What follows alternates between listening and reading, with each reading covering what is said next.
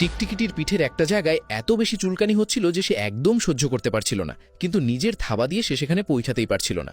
তাই চুলকানি কমানোর জন্য সে পিঠটা বিভিন্ন জিনিসের সঙ্গে খুঁজতে শুরু করলো।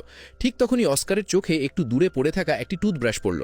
তার মনে হলো চুলকানোর জন্য এর চেয়ে ভালো জিনিস আর কিছু হতে পারে না। সে আনন্দে দৌড়ে গিয়ে টুথব্রাশটি তুলে নিল। তারপর সেটি দিয়ে নিজের পিঠ চুলকাতে শুরু করলো। এতটাই আরাম লাগছিল যে সেই আনন্দ ভাষায় প্রকাশ করা কঠিন, কিন্তু অস্কারের বিন্দুমাত্র ধারণা ছিল না বিপদ তার দিকেই এগিয়ে আসছে। ঠিক তখনই টুথব্রাশটি বালিক ফিরে এলো। নিজের টুথব্রাশ দিয়ে কেউ চুলকাচ্ছে দেখে শিয়ালটির আগে আগুন হয়ে গেল। পরিস্থিতি খারাপ বুঝতে পেরে অস্কার দ্রুত টুথব্রাশটি তুলে নিয়ে দৌড়ে পালালো। সঙ্গে সঙ্গে তিনজন তার পেছনে ছুটতে শুরু করলো। যে কোনোভাবেই হোক তারা অস্কারকে শিক্ষা দিতে চেয়েছিল। শিয়ালটির আগের মাথায় একটি জাল ছুড়ে দিল, কিন্তু অস্কার চটপটে সেটি এড়িয়ে গেল, আর পেছন থেকে আসা অন্যরা উল্টো সেই জালেই আটকে গেল। এবার শুধু একটি হাইনাই অস্কারের পিছু নিতে থাকলো। সুযোগ পেতেই অস্কার তার ঘাড় ধরে সেখান থেকে পালিয়ে গেল, কিন্তু পরের মুহূর্তেই গাড়িটি পাহাড়ের কিনারা থেকে সোজা নিচে পড়ে গেল। অস্কার সরাসরি কুমিরদের এলাকায় গিয়ে পড়ল। সামনে কুমিরগুলোর হাঁ করা বিশাল চোয়াল দেখে সে ভয়ে কেঁপে উঠল। সে সঙ্গে সঙ্গে একটি নারকেল গাছের দিকে দৌড়ে গেল।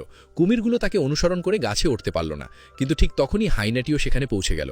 হঠাৎ সে মুখ বড় করে খুলে জোরে নিঃশ্বাস ছাড়ল। তার দুর্গন্ধ এতটাই ভয়ঙ্কর ছিল যে কুমিরগুলো অজ্ঞান হয়ে গেল। রাগে হাইনাটি গাছটিতে লাথি মারল, কিন্তু গাছটি একটুও নড়ল না। এরপর সে মাথা দিয়েও গাছে ধাক্কা দিল, তবুও অস্কার নিচে পড়ল না।